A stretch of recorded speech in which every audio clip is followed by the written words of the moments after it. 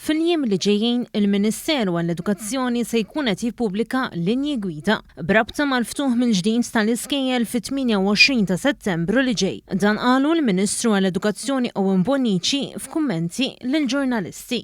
Fis-sigħat li ġejjin se jingħalqu il-protokolli flimkien mal-awtoritajiet tas-saħħa pubblika, kif jingħalqu l-protokolli dawn jiġu diskussi mal-stakeholders kollha, imbagħad wara kif jintemm dak il-proċess se jkun hemm perjodu li aħna nikkalkulaw li ħajkun bejn wieħed u ieħor ta' 4 ġimgħat fejn se jkunu qegħdin nikkomunikaw mal-ġenituri, nikkomunikaw mal-edukaturi biex inserħu ras in-nies dwar il-miżuri se nieħdu biex nissalvagwardjaw is-sigurtà ta' wliedhom. Huwa kompla jispjega li l-mod kif operaw l-iskejjel fi Skola Sajf kien ta' suċċess, hekk kif l-ebda student jew għalliem ma marad bil-COVID-19 mill-iskola.